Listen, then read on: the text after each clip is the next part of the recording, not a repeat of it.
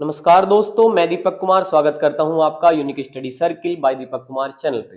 दोस्तों, अगर आप इस चैनल पर नए हैं तो चैनल को सब्सक्राइब जरूर करें, साथ ही बेल आइकन प्रेस करना बिल्कुल न भूलिए, जिससे कि आने वाली सभी क्लासेस की नोटिफिकेशन एकदम समय पे आपको मिलता रहे। और दोस्तों, जैसे कि आप थंबनेल पर देख ही चुके हैं कि आज हम एक नया बेंच यहाँ से चलाने जा रहे हैं, जो कि आगामी अग्निवीर भर्ती परीक्षा को ध्यान में रखते हुए हम चला रहे हैं।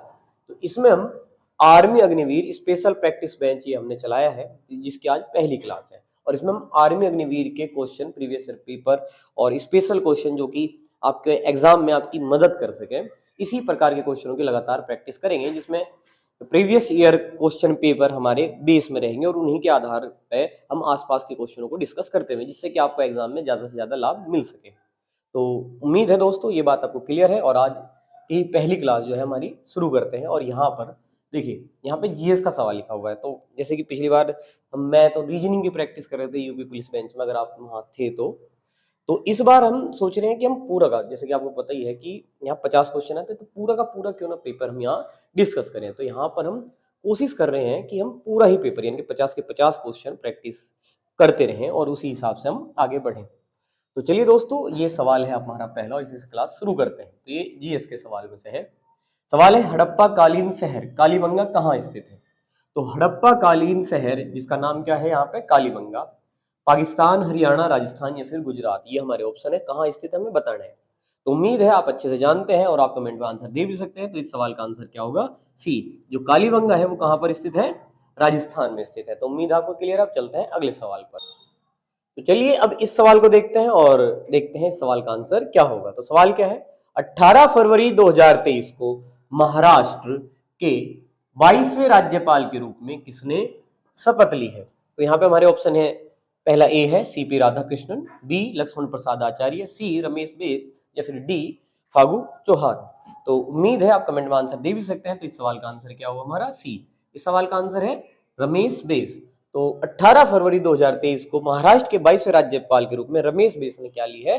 शपथ ली है। तो उम्मीद है क्लियर। अब चलते हैं अगले सवाल पर। तो चलिए इस सवाल को आप ट्राई करिए कि इस सवाल का आंसर क्या हो सकता है। तो लोकसभा के पहले स्पीकर कौन थे? सवाल ये है हमारा।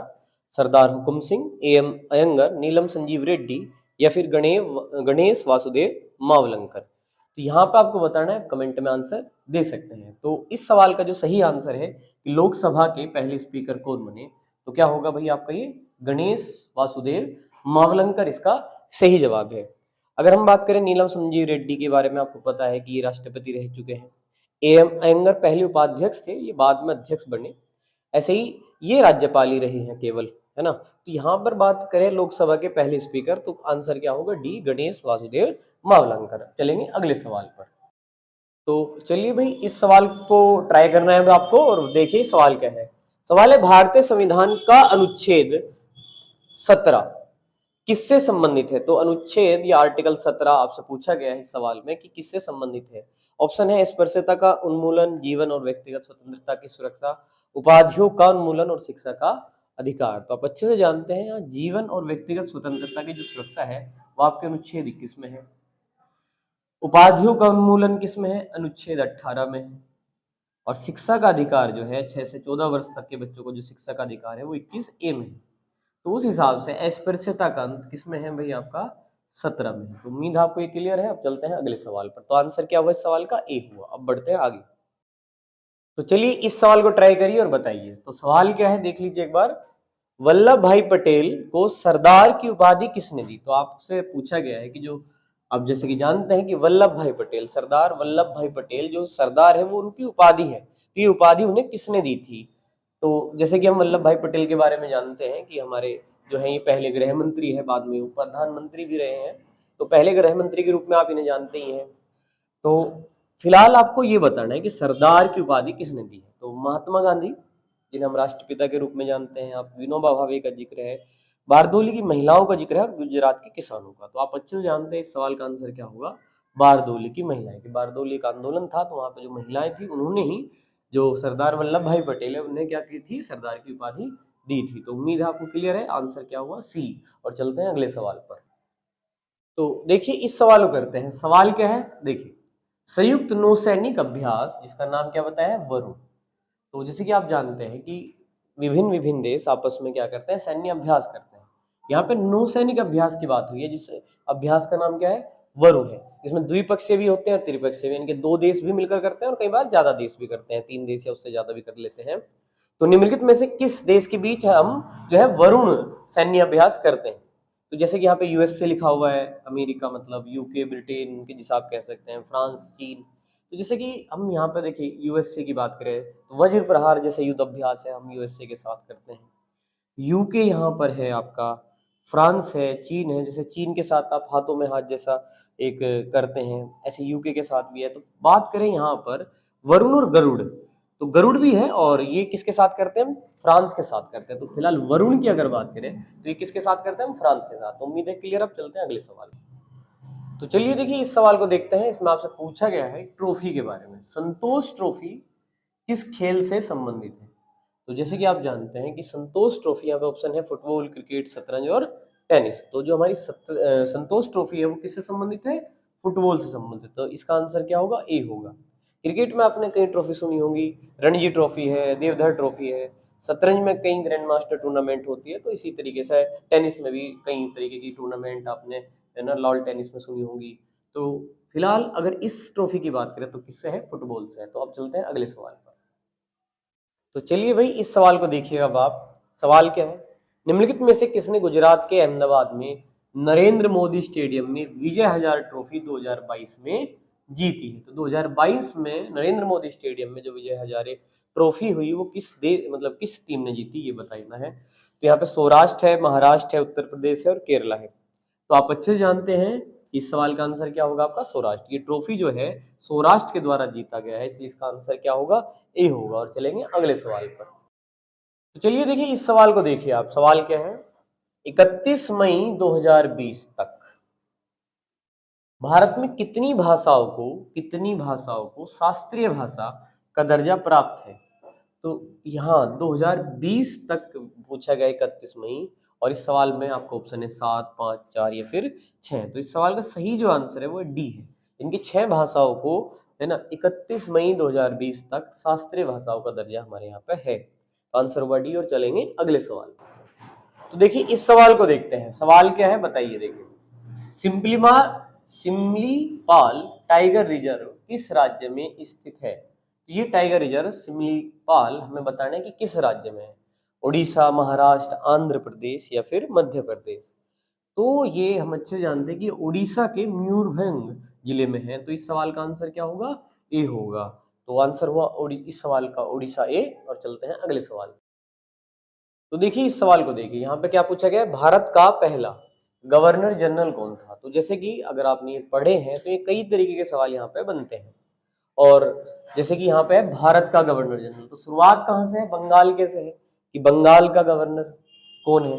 तो जैसे कि आप जानते हैं कि वॉरेन हेस्टिंग है। उसके बाद यहाँ पर जो पूछा गया है भारत का गवर्नर जनरल है, तो यहाँ पर फिलहाल लॉर्ड विलियम बेंटिक ऑप्शन में है, विलियम डलहौजी है, लॉर्ड कॉर्नवालिस है। तो भारत का पहला गवर्नर जनरल जो है वो कौन है, लॉर्ड विलियम बेंटिक है। ऐसे ही जैसे पहले वायसराय आपसे पूछ लिया जाता है तो लॉर्ड कैनिंग है, या अंतिम पूछ लिया जाता है तो गवर्नर तो लॉर्ड माउंटबेटन, या भारतीय जो पूछे जाते हैं सी राजगोपालाचारी। तो इस तरीके से कई चीजें हैं जो इन पे एक जैसे लगने वाले सवाल है, इनके बारे में क्लियर इन्फॉर्मेशन आपको जरूर होनी चाहिए। तो फिलहाल इस सवाल का आंसर ये है। और चलेंगे अगले सवाल पर। तो देखिए आपसे ये सवाल क्या पूछा गया है कि स्टैचू ऑफ यूनिटी किस राज्य में स्थित है? तो जैसे कि हम जानते हैं कि सरदार वल्लभ भाई पटेल की ही एक मूर्ति जिसका नाम स्टैचू ऑफ यूनिटी है, वो कहाँ पर है, आपके गुजरात राज्य में। किस राज्य में है, गुजरात राज्य में। ये नर्मदा नदी के तट पर है, केवड़िया जिले की बात यहाँ पे हो रही है। और अगर हम बात करें इसकी हाइट की, तो ये सबसे ऊंची इस समय जो है वो कितनी है, 182 मीटर जो इसकी हाइट है। और भारत की सबसे ऊंची प्रतिमा इस समय है 182 मीटर के साथ। तो उम्मीद है आपको इसके बारे में पता ही है। इसके जो मूर्तिकार हैं राम सुतार हैं, जिन्हें पद्म विभूषण भी मिला है। तो उम्मीद है आपको ये बातें पता है। और फिलहाल इस सवाल का आंसर ये है। और चलते हैं अगले सवाल पर। तो आइए इस सवाल को करते हैं। तो यहाँ पर एक सवाल है, युमथांग घाटी, क्या नाम है, युमथांग घाटी निम्नलिखित में से किस राज्य में स्थित है? उत्तराखंड, बी हिमाचल प्रदेश, सी नागालैंड या फिर डी सिक्किम। तो युमथांग घाटी जिसे फूलों की घाटी भी कहा जाता है, ये आपके किस जिले में है, आपसे पूछा गया है।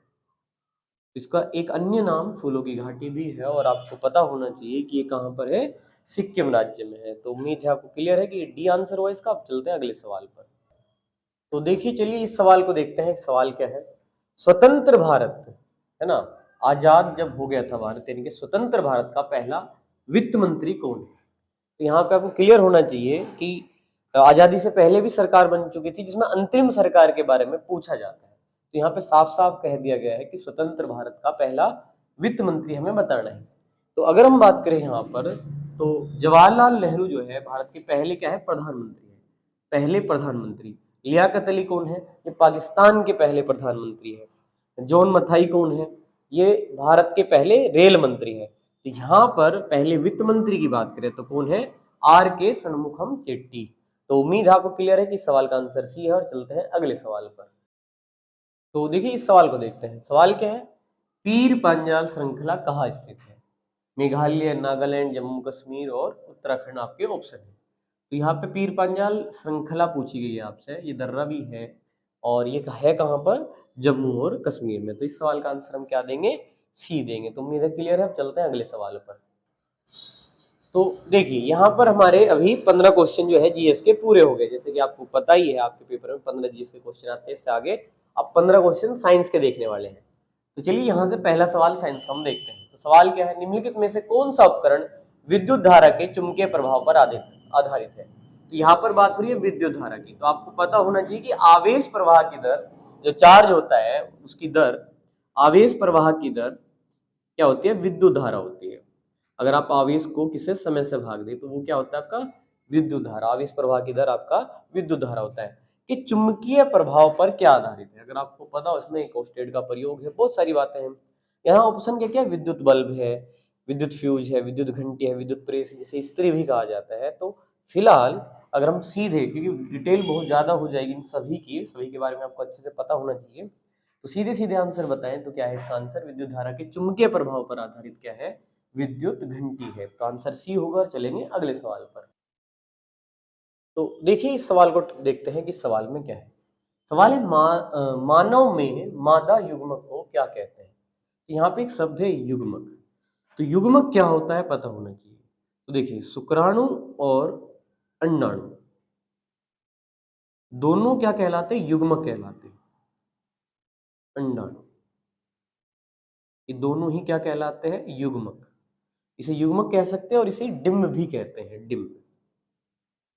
जिसमें अगर हम बात करें शुक्राणु किसका युग्मक है, तो नर का है, इनके पुरुष का है। और अंडाणु किसका है, मादा का है। तो पूछे कि मादा युग्मक को क्या कहते हैं, तो क्या कहते हैं, अंडाणु कहते हैं। इन दोनों को मिलने को क्या कहते हैं, युग्मक कहते हैं, है ना। दोनों का एक साथ जब ये मिलते हैं योग, वो युग्मक है, जिसे यह डिम्ब भी कहा जाता है।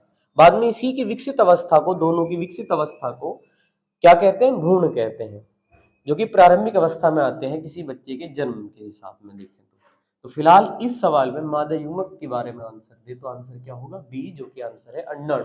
और चलेंगे अगले सवाल पर। तो चलिए देखिए इस सवाल को ट्राई करते हैं। सवाल क्या है, देखिए रक्त का शोधन किस में किया जाता है। तो जैसे रक्त यानी कि जो खून है, ब्लड है आपका, उसका शोधन यानी कि उससे अशुद्धियों से, शोधन का मतलब क्या है, खून से, रक्त से अशुद्धियों को किस में अलग किया जाता है। तो यहाँ पे वर्कक है, यानी कि जिसे आप किडनी कहते हैं, और फेफड़े हैं, हृदय है, आंत है। तो यहाँ पर जैसे कि आप जानते हैं किडनी ही जो है इस सवाल का क्या हो गया, आपका आंसर होगा वर्कक। कि वर्कक जो है यानी कि किडनी आपके खून से मतलब क्या करती है, अशुद्धियों को अलग करती है, अर्थात खून का शोधन करती है। फेफड़ों का काम आपको पता ही है, ये ऑक्सीजन वगैरह मतलब जो आप सांस लेते हैं इसमें आपका अहम योगदान है। हृदय जो है ब्लड में ब्लड सर्कुलेशन मेंटेन करता है। इस तरीके से आते हैं, मतलब इनके बारे में काफी विस्तार से हम चर्चा कर सकते हैं। पर फिलहाल इस सवाल का आंसर की बात करें तो ये आंसर हुआ। और चलते हैं अगले सवाल पर। तो चलिए देखिए इस सवाल को देखते हैं। मानव शरीर में श्वसन प्रणाली का मुख्य अंग क्या है। तो जैसे ही हम पिछले सवाल में बात ही कर रहे थे कि श्वसन प्रणाली में जो सबसे अहम रोल है सांस वगैरह में, वो किसका है भाई, फेफड़े का है। तो फेफड़ा है श्वसन प्रणाली का जो है वो सबसे मुख्य अंग है। किडनी के बारे में बात करी, त्वचा हमारे शरीर का सबसे बड़ा अंग है, हृदय की बात हम कर चुके हैं। तो आंसर क्या हुआ, ए। और चलते हैं अगले सवाल पर। तो चलिए इस सवाल को देखते हैं। सवाल क्या है, हरे पौधे सौर ऊर्जा को किस में बदलते हैं? तो हरे पौधों की अगर हम यहाँ पे बात कर रहे हैं, हरे पौधे हैं तो सौर ऊर्जा यानी कि सूर्य से मिलने वाली ऊर्जा को किस में बदलते हैं, आपको बताना है। तो जैसे कि आपको पता है कि पूरा प्रकाश संश्लेषण वगैरह होता है, ये सारी चीजें होती हैं। तो यहाँ पर जो ऊर्जा बनेगी उसे हम क्या कहेंगे, बनने वाली परिणामी ऊर्जा को? रासायनिक समीकरण है, आपको यहाँ पे पता होनी चाहिए इस पूरी प्रक्रिया की। तो जो ऊर्जा बनेगी उसे भी क्या कहेंगे, हम रासायनिक ऊर्जा कहेंगे। तो उम्मीद है आपको ये क्लियर है। चलते हैं अगले सवाल। तो चलिए इस सवाल को अब देखते हैं। सवाल क्या है, जब एक टेस्ट ट्यूब में अज्ञात तरल में नीले लिटमस को डाला गया तो यह लाल हो जाता है। तो देखिए आपने पहले से ही पढ़ा होगा कि यहाँ पर बात हो रही है कि लाल हो जाने की। दो चीजें पढ़ी होंगी, एक अम्ल और एक अक्षार।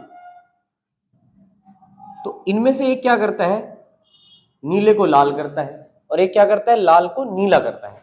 अब यहाँ नीले लिटमस में डाला गया और वो लाल हो गया, तो नीले से लाल हुआ है। तो नीले से लाल किस में होता है, अम्ल में होता है।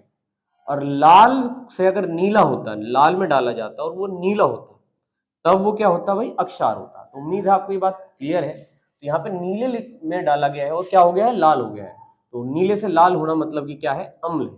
तो यहाँ पे देखिए ऑप्शन ए है अम्ल, बी पानी है, सी अक्षार है, डी लवण है। तो आंसर क्या देंगे हम, ए अम्ल इसका आंसर होगा। चलेंगे अगले सवाल पर।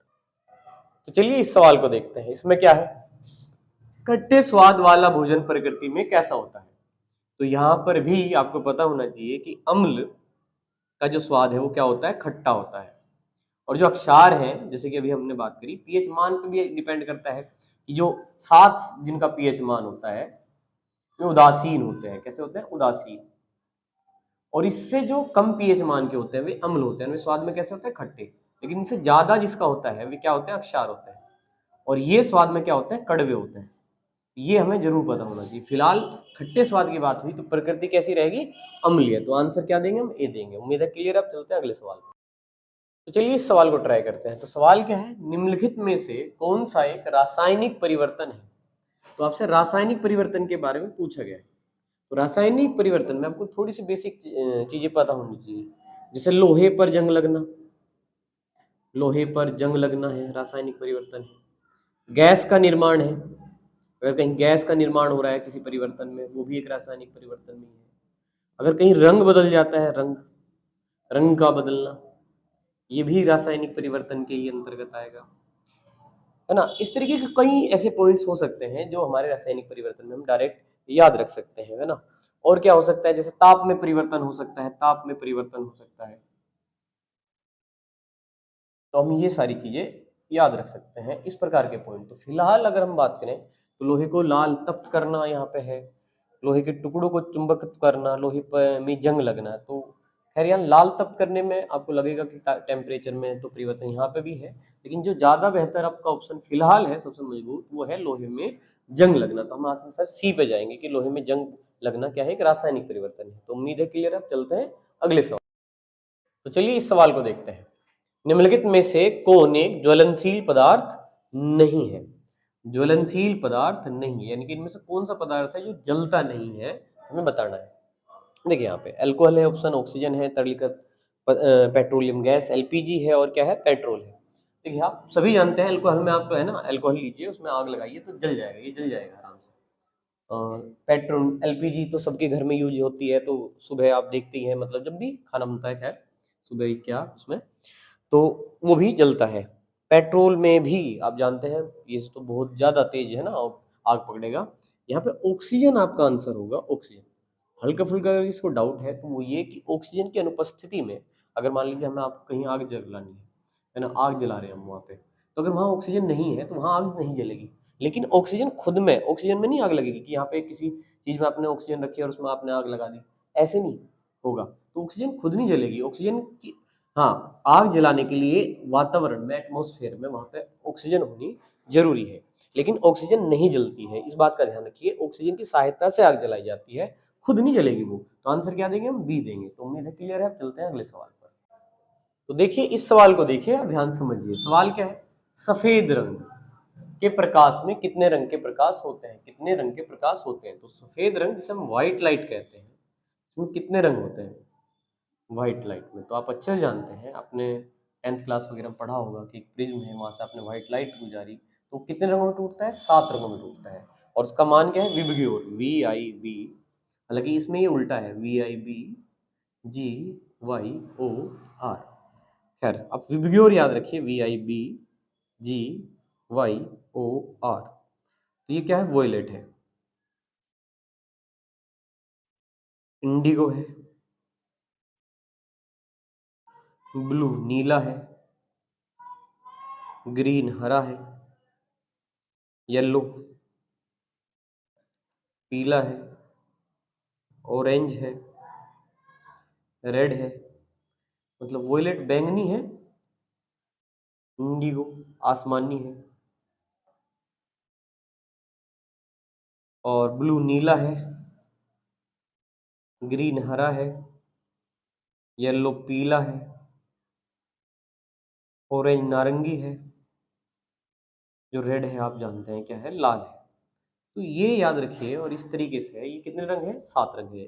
1 2 3 4 5 6 और 7। तो दीज आर 7 कलर्स, मतलब ये 7 रंग है। तो कितने रंग में के प्रकाश होते हैं? तो 7। तो आंसर क्या देंगे? सी देंगे। और चलेंगे अगले सवाल पर। तो देखिए इस सवाल को देखते हैं। सवाल है, समतल दर्पण में बनी छवि क्या होती है?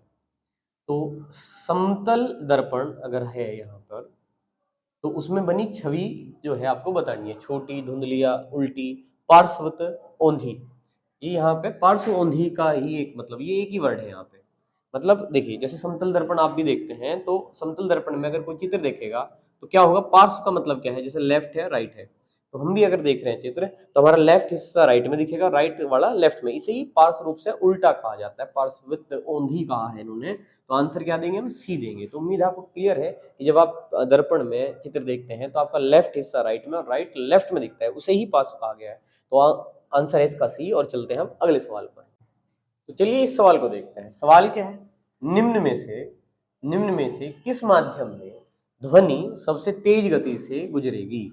तो ध्वनि की चाल, इसमें आपको अच्छे से पता होना चाहिए कि सबसे ज्यादा जो है ठोस, जैसे इस्पात कहीं आपको लिखा देखेंगे तो ठोस यहाँ पे लिखा हुआ है, तो इसमें सबसे तेज गुजरेगी ध्वनि।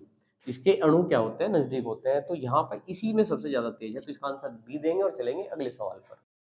तो चलिए अब इस सवाल को देखते हैं। सवाल क्या है? सूर्य से पृथ्वी पर सूर्य से पृथ्वी पर ऊष्मा का संचरण किस विधि के द्वारा होता है? हमें ये बताना है। तो यहाँ पर चालन ऑप्शन है, संवहन है, संचालन है, और क्या है? विकिरण। तो इस सवाल का जो आंसर होगा वो क्या होगा? विकिरण होगा। सिंपल लॉजिक आप ये समझिए कि पृथ्वी जो है, अगर सूर्य की किरणें आ रही है, तो एक नियम ये भी है कि वो ऊष्मा क्या है? विपरीत भी आनी है। तो यहाँ पे जो उस ऊर्जा का, ऊष्मा का जो संचारण है वो किस विधि से होता है? विकिरण से। जो बिखरना है उसी के द्वारा होता है, जिसे हम यहाँ फिलहाल क्या कह रहे हैं? विकिरण कह रहे हैं। तो अब चलते हैं अगले सवाल पर। तो चलिए इस सवाल को करते हैं। सवाल क्या है? निम्नलिखित में से किस प्रकार के जीव स्वपोषी पोषण पाया जाता है? तो स्वपोषी पोषण किसे कहते हैं? ऐसे जीव जो अपना भोजन स्वयं बना लेते हैं। प्रकाश की उपस्थिति में अकार्बनिक तत्वों का इस्तेमाल करते हुए जो अपने भोजन का निर्माण स्वयं करते हैं, उन्हें क्या कहते हैं? हम स्वपोषी पोषण कहते हैं। तो कवक, विषाणु, प्रोटोजोआ और जीवाणु की अगर हम बात करें, तो जो जीवाणु है वो क्या होते हैं? स्वपोषी। ये भोजन अपना स्वयं बना लेते हैं। तो इस सवाल का आंसर डी होगा। और चलेंगे अगले सवाल। तो चलिए इस सवाल को देखते हैं। तो सवाल क्या है? भूकंप को मापने के लिए प्रयुक्त यंत्र को किस रूप में जाना जाता है? तो जैसे कि आप अच्छे से जानते हैं, यहाँ सिस्मोग्राफ है, मीटर है, बैरोमीटर है, इनमें से कोई नहीं। तो भूकंप की बात कर रहे हैं कि भूकंप को मापने के लिए प्रयुक्त यंत्र का नाम क्या है भाई? सिस्मोग्राफ है। तो ए आंसर होगा। और चलेंगे अगले सवाल पर। तो देखिए भाई, यहाँ से हमारे मैथ्स के सवाल शुरू होते हैं। तो जैसे कि आप देख पा रहे हैं, अभी तक हमने क्या कर लिया है? जीएस के क्वेश्चन कर लिए हैं, साइंस से कर लिए हैं, और हम पूरा ही पेपर करने का प्रयास कर रहे हैं। तो यहाँ पर देखिए अब हम मैथ के सवाल करेंगे। तो सवाल है पहला कि 36, 54 और 72 का महत्तम समापवर्तक ज्ञात कीजिए, हमें बताना है। तो मैथ है, महत्तम समापवर्तक मैथ है जिसे शॉर्ट में कहते हैं, और इंग्लिश में जिसे शॉर्ट में हम क्या कहते हैं? HCF, highest common factor. तो आपको पता है ऐसी कई विधि हो सकती हैं। लॉन्ग डिवीजन मेथड हो सकता है, मतलब लंबी भाग विधि, जिसका हम ज़्यादा प्रचलन में यूज करते हैं। अंतर विधि हो सकती है, जैसे मैं इन्हें घटाऊं, है ना, इनका अंतर करूं कि यहाँ कितना है? 18 इनका अंतर है, तो 18 इसका में से हो सकता है, या फिर इसका कोई फैक्टर हो सकता है। तो सिंपल सी बात है कि इस तरीके से। और भाग विधि आप जानते होंगे। चलिए सीधे उसी पे चलते हैं। जैसे मैंने 54 को किससे भाग दिया? 36 से भाग दिया, एक बड़ी संख्या और एक छोटी को लेकर बड़ी को छोटी से भाग दिया। 36 एकम 36 घटा देते हैं, 14 में से 6 गए 8 बच गए, यहाँ 4 में से 3 गए 1 बच गए। अब ये नंबर जैसे छोटा शेषफल बचे ना, ये हम आगे लिख लेते हैं, तो 36 यहाँ पे आ गया, तो 18 दूनी 36, तो ये क्या आ गया है, 0 आ गया है। अगर इन दोनों की बात करें तो किससे आया ये 0, 18 से, तो 18 इनका HCF है, लेकिन अभी तीसरा नंबर भी है, तो इसी से जो अभी HCF आया है उससे भाग दीजिए अभी 72 को, इनके 18 चौक 72 कर दीजिए, और यहाँ पर भी 0 आ गया है, तो यहाँ पर भी 18 से ही 0 आया, यहाँ पर भी, तो आपका HCF जो है वो क्या है, 18 होगा यहाँ पर इन तीनों नंबरों का। तो उम्मीद है आपको ये क्लियर है और आंसर हुआ ए, और चलेंगे अगले सवाल। तो आइए अब इस सवाल को देखते हैं। देखिए सवाल क्या है, ए अनुपात बी अनुपात सी का अनुपात ये दिया हुआ है, तो ए प्लस बी प्लस सी का मान है 2565, तो आपको ए का मान क्या होगा बताना है। देखिए अगर हम इनको जोड़ लें तो 3 और 4 7 और 8 15, इनका योग कितना है 15, अगर ए प्लस बी प्लस सी के अनुपात को जोड़ते हैं तो 15 है, और इनका कुल योग कितना है, ये 2565, तो यहाँ 15 अनुपात बराबर हो गया 2565 के। अब एक का मान निकाल लीजिए आप, काटिए से एक 15 से, तो 15 एकम 15, चलिए मैं साइड में भाग दे देता हूँ कि 10 बचेंगे वैसे, यहाँ पे इस तरीके से आराम से काटिए इसको, तो 15 एकम 15, 0 1 6 उतार लीजिए, तो बताइए 15 छिके 90, 15 सत्ते 105, चलाइए यहाँ पे एक बचा 5, तो 15 एकम 15, तो एक का मान जो है वो कितना आ गया 171, एक अनुपात जो है 171 के बराबर है। अब इन्होंने हमारे से ए का मान पूछा है, और ए का जो अनुपात है वो 3 है, तो 3 के लिए आप 3 से गुणा करेंगे आप 171 में, तो 3 एकम 3, 3 सत्ते 21, और 3 एकम 3 और 2 5, तो 513 जो है आपको किसका मान आ गया है, ये ए का, जो कि आपके किस ऑप्शन में है, ए में है। तो उम्मीद आपको ये क्लियर है। अब चलते हैं अगले सवाल। तो चलिए इस सवाल को देखते हैं। सवाल है प्रथम पांच प्राकृतिक संख्याओं के वर्गों का औसत बताना है। तो देखिए पहले तो आपको पता होना चाहिए वर्गों का योग का फॉर्मूला क्या है, वर्गों का योग, जैसे कि हम जानते हैं वर्गों के योग का फॉर्मूला है n+1 2n+1/6, ये योग है। और औसत का फॉर्मूला में क्या होता है, योग बटे संख्या, और संख्या n है, इसलिए n जब आप इसे n से भाग दोगे तो n से n कट के औसत कितना बचेगा, n+1, ये n कट जाएगा, ये दोनों बचेंगे, n+1 2n+1 बटे कितना 6, ये औसत का फॉर्मूला है किसके, वर्गों का। और n का मान यहाँ कितनी संख्या का है 5, तो आप 5 रख देंगे, बस यहाँ पे आप 5 रखिए n का मान, तो 5 + 1, यहाँ पे 5 रखेंगे 2 से गुणा हो जाएगी 10 हो जाएगा, +1 बटे 6, 5 और 1 जोड़ दे तो 6, 10 और 1 जोड़ दे 11 बटे 6, 6 से 6 कैंसिल करिए, कितना आ गया है 11 आ गया। तो ये किस ऑप्शन में आपके, ए में है। तो उम्मीद है क्लियर है। अब चलते हैं अगले सवाल। तो चलिए इस सवाल को देखते हैं। देखिए सवाल है, यदि x + y का मान 5 है, एक्स वाई का मान कितना है 10 है, तो x² + y² का मान ज्ञात कीजिए। तो यहाँ पर हमें एक सूत्र याद होना चाहिए कि x + y का होल स्क्वायर क्या होता है, x + y का होल स्क्वायर, तो क्या होता है x² + y² + 2xy, ये फॉर्मूला है। अब हमें इसका मान बताना है, तो अगर हम इसे इधर भेज दें तो ध्यान से समझिएगा कि क्या होगा, x² + y², ये इधर जाएगा तो माइनस हो जाएगा, x + y का होल स्क्वायर माइनस के 2xy। अब इसे बदल के लिख देते हैं, इसे इधर लिख देते हैं, इसको इधर, दोनों चीजें बराबर हैं तो चिन्ह नहीं बदलेंगे, आप ये मत सोचिएगा, ठीक है। तो x² + y² का मान क्या हो गया है, x + y का होल स्क्वायर माइनस के 2xy। अब मान रखिए, देखिए x + y का मान क्या दिया हुआ है 5, तो यहाँ पे 5 रख देंगे, तो 5 का वर्ग माइनस 2, xy का मान कितना है 10 है, 10, तो यहाँ 10 रख देंगे, तो 5 का वर्ग कितना है 25 है, और 2 × 10 कितना हो गया 20, 25 में से 20 गए तो कितना आ गया 5। हमारे सवाल का आंसर क्या है 5 है, जो कि हमारे डी ऑप्शन में है। और चलेंगे अगले सवाल पर। देखिए इस सवाल को देखते हैं। सवाल क्या है, घन का आयतन क्या है जिसकी भुजा 3 सेंटीमीटर है। तो आपको पता होना चाहिए घन क्या है, तो ये इस तरीके से इसकी तीनों भुजाएं क्या हो, समान हो, ये भी, ये भी, ये भी, लंबाई चौड़ाई ऊंचाई जिसकी समान हो उसे क्या कहते हैं, घन कहते हैं।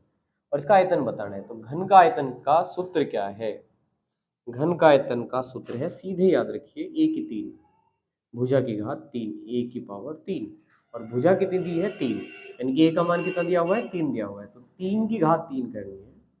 तो इसका मतलब क्या है, इसकी 3 बार आपको गुणा कर देंगे, तो 3 3 होती है 27। तो आपका इसका आंसर क्या होगा 27, जो कि आपको ऑप्शन ए में मिल रहा है। तो अब चलते हैं अगले सवाल पर। तो चलिए इस सवाल को देखते हैं। सवाल है, एक परिवार में 5 सदस्यों का औसत वजन 60 किलो है। यदि कोई सदस्य है जिसका वजन 40 किलो है चला गया है, तो 4 सदस्यों का औसत वजन क्या होगा। तो जैसे कि हम जानते हैं, बहुत ही बेसिक तरीका है इस सवाल का, कि हम जानते हैं कि संख्या गुणा औसत बराबर योग होता है। संख्या गुणा औसत बराबर क्या होता है, योग। तो उस हिसाब से अगर हम देखें तो कितने सदस्य हैं 5, तो संख्या होगी 5, औसत कितना है इनका 60 है, तो गुणा कर देंगे 5 छंग 30, तो इनका योग कितना हो गया 300। अब एक सदस्य चला गया है, तो एक सदस्य गया तो संख्या रहेगी 4, उसका वजन भी पता है कितना है 40 किलो है, उसे भी घटा दो। तो अब नया योग जो बचेगा वो कितना बचेगा, बचेगा 260। अब हमें क्या करना है, 4 से भाग देना है, तो औसत आ जाएगा। ठीक है, तो भाग दे दीजिए बस आप इसे, 4 छक 24 और 4 पंजे 20, तो 65 किलो जो है नया औसत आपका आ रहा है, जो कि आपके ऑप्शन सी में है। चलते हैं अगले सवाल। तो चलिए इस सवाल को ट्राई करते हैं। तो यहाँ पे देखिए सरलीकरण का एक सवाल है, यहाँ 1/2 गुणा 14 गुणा 2/7 प्लस 9/4 माइनस 2/8 है। तो जैसे कि हम जानते हैं, सबसे पहले क्या होगा, बोर्ड मास में गुणा होगी। जैसे हम काट देंगे इसे, 7 दूनी 14, 2 से 2 काट दीजिए, बचा कितना 2 बचा बस। आगे देखिए कितना है, 9/4 है माइनस 2/8 है। अब सीधे एलसीएम ले लीजिए, जैसे यहाँ पे बटे में कुछ नहीं है तो 1 ले लीजिए। इनका अगर आप एलसीएम लेंगे ध्यान से तो कितना आएगा, 8 आएगा। गुणा नहीं कर रहे हम, सीधे एलसीएम ले रहे हैं, अर्थात एक ऐसा नंबर जिससे सब कट जाए। तो 1 से देखिए, 1 से ही कट जाएगा 8, तो कितनी बार जाएगा, 1 से ही 8 बार, तो उस 8 की गुणा यहाँ करनी है, 8 दूनी 16 करना है। 4 से देखिए कितनी बार जाएगा, 2 बार जाएगा, 4 दूनी 8, तो 2 की गुणा आपको 9 में कर देनी है, तो 9 दूनी 18। 8 से कितनी बार जाएगा, 1 बार, 1 की गुणा 2 में कर देनी है, तो 2 हो गया। अब इन्हें जोड़ देंगे आप, 16 और 18 कितने हो गए 34, और 34 में से गए 2, बच जाएगा 32, और 32/8 हो जाएगा। तो जोड़ के घटा दीजिए और काट दीजिए, तो 8 चौक 32, तो आपका आंसर जो है वो कितना आ गया है, 4 आ गया है, जो कि डी ऑप्शन में है। और चलते हैं अब अगले सवाल। तो देखिए चलिए इस सवाल को करेंगे। सवाल है, निम्नलिखित में से कौन त्रिक त्रिभुज, तो त्रिक का मतलब कुछ नहीं कि 3 भुजा जिसके है वही त्रिभुज हो गए, तो बस लिख दिया है। भुजाओं को नहीं दर्शाता, ये बताना है। तो एक त्रिभुज क्या होता है, जिसमें 3 भुजाओं से घिरी आकृति को आप त्रिभुज कहते हैं। तो सिंपली आप समझिए, हमेशा अगर इसकी कोई भी भुजा है तो ध्यान रखिएगा, 2 का जोड़, जैसे 5 और 4 है 9, इससे बड़ा होगा। वरना अगर क्या होगा, समझिए, अगर ये 6 भुजा की लंबाई है और आप त्रिभुज बनाना चाह रहे हैं, एक भुजा 2 की होगी और एक 3 की, तो आपने क्या करा, यहाँ 2 का चाप लगाया, इधर से 3 का लगाया, 2 और 3 ये 5 पे रहेगी, काटते ही नहीं। जब ये अगर बराबर भी बैठते हैं ना, 3 और 3 6, तब भी यहीं कटता, तब भी क्या होती है, सीधी रेखा होती है। जब ये योग ज्यादा ऊपर होगा तो ये बड़ा होगा, ये बड़ा होगा, ऊपर कहीं कटेगा, तब जाके त्रिभुज बनता है। तो एक लाइन में कहूं तो त्रिभुज की किन्हीं भी 2 भुजाओं का योग तीसरी वाली से हमेशा क्या होना चाहिए, बड़ा होना चाहिए, तभी त्रिभुज बनता है। जैसे आप देखिए 3 और 4 को जोड़िए, 3 और 4 7, 7 5 से बड़ा है, ठीक बिल्कुल। 5 और 4 इसको जोड़ लीजिए, 9, 9 3 से बड़ा है, चलिए ठीक है। और 5 और 3 8, 4 से बड़ा है, ठीक है, तो ये त्रिभुज हो सकता है। और ये हमारा आंसर नहीं है फिलहाल। यहाँ पे देखिए 7 और 4 11, 10 से बड़ा है, बन जाएगा, कोई दिक्कत नहीं। 10 और 7 17, 4 से बड़ा है। 10 और 4 ये 7 से बड़े होंगे। यहाँ पे देखते हैं 6 और 3 9, 8 से बड़ा है। 8 और 6 14, 3 से बड़ा है। 8 और 3 11, 6 से बड़ा है। यहाँ पे देखिए 2 और 3 इनका योग 6 से बड़ा नहीं है, इनका योग कितना है 5। तो इन 2 भुजाओं का योग, क्योंकि इससे क्या है, कम है ना 5। तो अगर आपने एक लाइन 6 की खींच के 1 2 और 3 करा, तो ये आपस में पूरी तरीके से कहीं बाहर काट ही नहीं सकती इस लाइन से बाहर, तो त्रिभुज बन ही नहीं पाएगा। तो कहने का मतलब है कि 2 भुजाओं का योग तीसरे से हमेशा बड़ा रहना चाहिए। आंसर हुआ डी, यहाँ पे नहीं है इसलिए आंसर है, और यही पूछा गया। आप चलते हैं अगले सवाल पर। तो चलिए इस सवाल को देखते हैं। सवाल क्या है, एक कार 70 किलोमीटर की दूरी 35 किलोमीटर प्रति घंटा की गति से और अगले 120 किलोमीटर की दूरी 40 किलोमीटर प्रति घंटा की गति से तय करते हैं। उसकी औसत गति बतानी है। औसत गति के 2 फॉर्मूले हैं बेसिकली। अगर दूरी समान है तो 2xy बटे x प्लस वाई आप जानते हो। यहाँ दूरी समान नहीं है तो कुल दूरी बटे कुल समय आपको लगाना है। तो यहाँ पर जो आप फॉर्मूला लगाएंगे वो क्या होगा, आपका कुल दूरी बटे कुल समय, औसत चाल के लिए लिख देते हैं, कुल दूरी बटे कुल समय। ये फॉर्मूला आपको यहाँ पे यूज करना है। अब चलिए फटाफट से देखते हैं कि क्या क्या है। ये क्या है, दूरी है। दूरी कितनी दी है यहाँ पे 70 किलोमीटर, और वो चाल है, गति मतलब की चाल, ये वाली कितनी है यहाँ पे 35 किलोमीटर प्रति घंटा। और यहाँ पे हमें निकालना है समय। तो समय क्या होगा, दूरी बटे चाल, तो 70/35, तो 35 दूनी 70, तो 2 घंटे यहाँ पे समय आ गया है। अगली दूरी कितनी है, 120 किलोमीटर, और चाल कितनी है, 40। तो यहाँ पर अब आप क्या करिए, समय निकालिए, 120 को किससे भाग करिए आप, 40 से, दूरी बटे 4, और ये कितनी बार गया, 3 घंटे। तो अगर आप टोटल दूरी की बात करेंगे तो कितनी आ गई है, 190 किलोमीटर, और कुल समय की बात करें 2 घंटे यहाँ 3 यहाँ, तो कितने आ गए, 5 घंटे। अब औसत गति में कुल दूरी कितनी आई, 190, 190, और कुल समय कितना है, 2 और 3 जोड़ के 5 घंटे। अब भाग दे दीजिए बस आप, तो 5 × 15 और 5 × 40, 38 किलोमीटर प्रति घंटा यहाँ पे भाग देकर आ गया है, जो कि आपके डी ऑप्शन में है। अब चलते हैं अगले सवाल। तो देखिए इस सवाल को करते हैं। सवाल है कि माया एक किताब, ये नाम दिया हुआ है कोई, एक किताब पढ़ रही है जिसमें 350 पेज हैं। तो कितने पेज हैं, 350। उसने 36% प्रश्न पढ़ लिए। 350 में से 36% उसने क्या है, पढ़ लिए। अगर हमसे हल करें, 0 गई, 5 दूनी 10, 5 सत्ते 35, 2 से ही गया 18 बार, गुणा कर लीजिए, 7 8 56, 7 एकम 7 और 5 12, 126 प्रश्न उसने अभी तक पढ़ लिए हैं। उसे अभी तक पुस्तक कितने प्रश्न नहीं पढ़े हैं, हमें बताना है, नहीं पढ़े हैं। तो टोटल पेज कितने थे किताब में, 350 थे। उसने पढ़ कितने लिए, 36%, मतलब 126, घटा दीजिए आप, तो 10 में से ये 4 हो गया, ये 4 में से 2 बचा, और ये आपका यहाँ पे 1 बचा, नहीं माफ कीजिएगा 2 बचेंगे यहाँ पे। तो 224 प्रश्न ऐसे हैं जो नहीं पढ़े गए हैं। तो आंसर क्या आएगा, बी आ जाएगा, 224। अब चलते हैं अगले सवाल पर। तो चलिए इस सवाल को करते हैं। सवाल क्या है, 2 व्यक्तियों की आयु का अनुपात 3:4 है। उनमें एक की आयु दूसरे की आयु से 8 वर्ष अधिक है। तो अधिक का मतलब अंतर है। तो देखिए यहाँ पे ये 4 और ये 3, तो कितनी अधिक दिख रही है हमें, 1 अधिक दिख रही है। तो 1 का मान ही किसके बराबर हो गया, 8 के बराबर हो गया। तो उनकी आयु का योग बताइए कितना है। तो अगर इन्हें जोड़ेंगे तो 3 और 4 कितना, 7। तो 7 का मान हमें बताना है। अंतर 1 है और 1 का मान 8 हो गया, अधिक कितना है, 8। अब योग यानी कि 7, 7 का मान कितना हो जाएगा, 7 × 8 कर देंगे, तो 7 × 8 56 हो जाएगा। तो आंसर क्या हो गया, 56। तो आंसर हुआ ए। और चलते हैं हम अगले सवाल पर। तो चलिए इस सवाल करते हैं। सवाल है, एक आयत ABCD, एक आयत है जिसका नाम दिया है इन्होंने ABCD के विकर्ण, यानी कि ये मिला दिया और ये मिला दिया, कहाँ, ओ पर मिलते हैं, ये ओ हो गया। और यदि AO यानी कि ये वाला O और DO,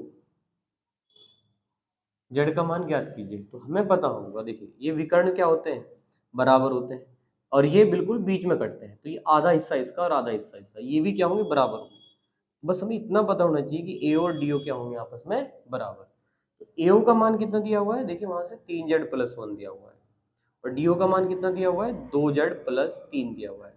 अब क्या करेंगे, जेड वाले एक तरफ लेंगे, 3Z, ये इधर आ जाएंगे, माइनस हो जाएंगे 2Z, ये 3 है और ये 1 इधर गया माइनस, 3Z में से 2Z गए तो Z बचेगा, और 3 में से 1 गया तो बचा 2। तो बस Z का मान क्या आ गया, 2। तो Z का मान पूछा है तो कितना है, 2, बी ऑप्शन है। और चलते हैं अगले सवाल। तो चलिए अब इस सवाल को देखते हैं। सवाल है, 18 आदमी 12 मीटर लंबी सड़क को 20 दिन में खोद सकते हैं। 12 आदमी 15 दिन में कितनी लंबी सड़क खोद सकते हैं। तो आपको पता होना चाहिए आदमी और दिन जो है वो ऊपर आएगा, और यहाँ पे MDH जैसे कि आप जानते हैं, और लंबाई जो है वो नीचे आएगी। तो आदमी गुणा दिन ऊपर और लंबाई नीचे रखिए और वैल्यू पुट कर दीजिए MDH के फॉर्मूले से। मतलब आदमी, दिन और घंटे ऊपर रखने होते हैं, बाकी अधिकतम चीजें क्या आती है, नीचे ही आती हैं। जिसे कहा 18 आदमी, तो आप 18 लिखिए, 12 मीटर लंबी है, नीचे लिख दीजिए लंबाई, 20 दिन ये ऊपर लिखिए, 12 आदमी ऊपर लिखिए, 15 दिन ऊपर लिखिए, कितनी लंबी सड़क, उसके लिए x जो है वो नीचे लिखिए। अब देखिए आप इसको सोल्व कर दीजिए, ऐसे यहीं पे कर दीजिए, जैसे 6 दूनी 12, तो 6 तिये 18, 3 पंजे 15, तो 5 चौक 20 और 4 तिये 12। अगर आप क्रॉस करोगे तो x का जो मान है वो आपका 3 दूनी 6 आ जाएगा। तो आपका इस सवाल का आंसर क्या आ गया, 6, जो कि आपके बी ऑप्शन में है। अब चलते हैं अगले सवाल पर। तो चलिए अब इस सवाल को एक बार ट्राई करिए। तो सवाल क्या है, 1500 का 20%, तो 1500 का गुणा 20 और प्रतिशत को क्या लिख दीजिए, बटे में 100 लिख दीजिए। 2 जीरो कहीं पे भी काटिए और 15 दूनी 30 और 1 जीरो अलग से है, तो ये आंसर कितना आ गया आपका 300, जो कि आपके ऑप्शन में है। और चलते हैं हम अगले सवाल। देखिए भाई इस सवाल को देखिए। सवाल क्या है, साधारण ब्याज पर एक राशि 4 वर्ष में 1120 रुपये हो जाती है और 5 वर्ष में 1200 रुपये हो जाती है। तो मूलधन बताना है। तो 5 वर्ष में कितनी बताइए, 1200 रुपये बताइए। 1200 हो जाती है, ये मिश्र धन है ये। और 4 वर्ष में कितनी बताई है, 1120 रुपये। तो आप इन्हें लिख लीजिए।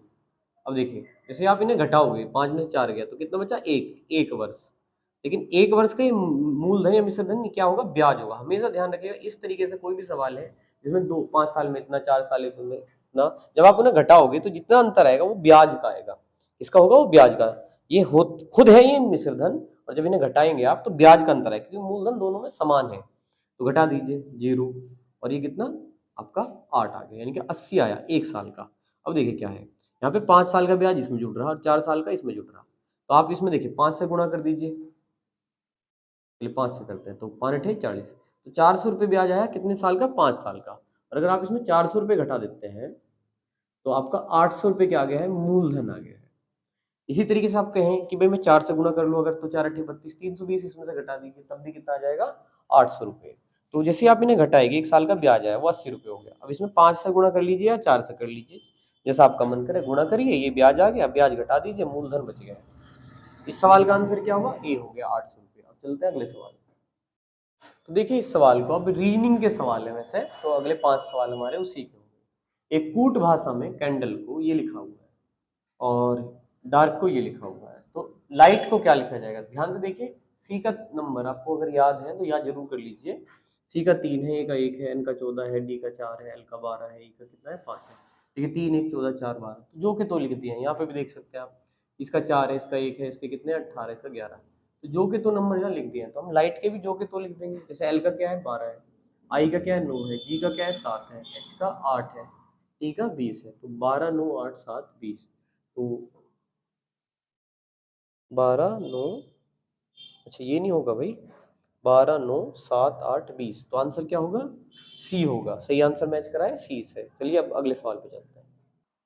देखिए इस सवाल को करते हैं। यहाँ पे एफ जे एन आर एक श्रृंखला है, अगला नंबर हमें यहाँ पे क्या आएगा बताना है। तो देखिए ये 6 है, ये 10 है, ये 14 है, और ये क्या है, 18 है। अब गौर से देखिए यहाँ पर ये 4 जुड़े हुए हैं, 6 और 4 10, और 10 और 4 14 हो गए। ये 4 जुड़ के 18, तो 4 जुड़कर कितने होंगे, 22 होंगे। और 22 का जो है आपका क्या होता है, वी। तो वी आपके बी ऑप्शन में है, तो आंसर क्या होगा इसका, बी। चलेंगे अगले सवाल पर। देखिए इस सवाल को करते हैं। एक निश्चित कूट में एनिमल, ANIMAL ये लिखा हुआ है, इसको ये लिखा हुआ है के रूप में लिखा जाता है, तो उस कूट भाषा में सैंपल को क्या लिखेंगे। गौर से देखिए, ANI इसको उल्टा लिख दिया, ANI यहाँ पे उल्टा कर दिया है, ANI ये है, इसको ANI लिख दिया, ऐसे लिख दिया, ऐसे ही उसको उल्टा कर दिया, MAL इसको उल्टा कर दिया। तो उस हिसाब से अगर हम इसको उल्टा कर दें, मतलब MAS कर दें इसको, पहले 3 अक्षर को, और इसको उल्टा कर दें, ELP कर दें, तो यहाँ पर MAS ELP, तो हमारे ए ऑप्शन में मैच करेगा। इसका आंसर ये होगा। और चलेंगे अगले सवाल पर। तो चलिए इस सवाल को देखते हैं। सवाल क्या है, कार गैराज लिखा हुआ है, तो पोत बताना है। तो कार जो है वो कहाँ खड़ी होती है, गैराज में। तो पोत जो है, पोत जहाज को कहा जाता है, और कहाँ पे खड़ा होगा, पानी के जहाज को कहा जाता है, तो बंदरगाह। तो आंसर क्या होगा इसका, बंदरगाह। तो उम्मीद है क्लियर है। आप चलते हैं अगले सवाल पर।